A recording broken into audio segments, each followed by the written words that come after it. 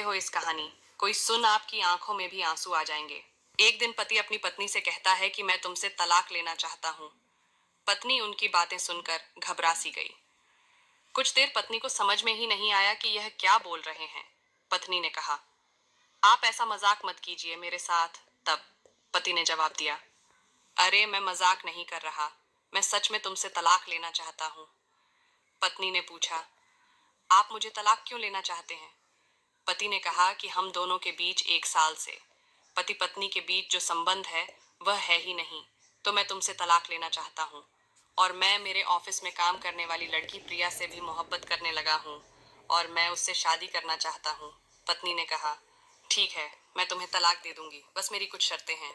पति ने अपनी पत्नी से पूछा, क्या शर्त है तुम्हारी, बताओ। पत्नी बोली, ज्यादा कुछ नहीं, बस जब आप ऑफिस से आए तो मुझे 10 दिनों तक अपनी गोद में उठाकर बेडरूम तक छोड़ने।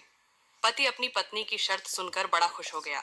अरे यह तो कुछ नहीं मांग रही है, बस मुझे कह रही है कि 10 दिन तक इसे गोद में उठाकर बेडरूम में छोड़ना है। यह तो बहुत आसान काम है। पति उसकी शर्त माने को राजी हो गया।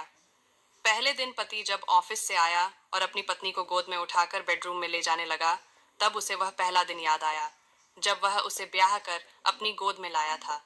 ठीक उसी प्रकार दूसरे दिन वह अपनी पत्नी को गोद में उठाकर ले जा रहा था।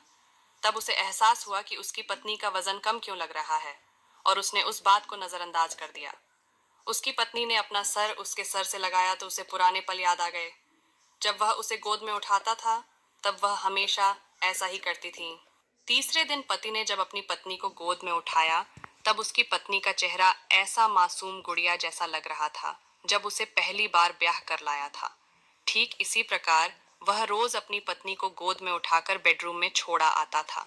जब आखिरी दिन था तब पति बड़ा खुश हो रहा था कि चलो, आज मेरी पत्नी की शर्तें पूरी हो जाएगी और मुझे उसे तलाक मिल जाएगा।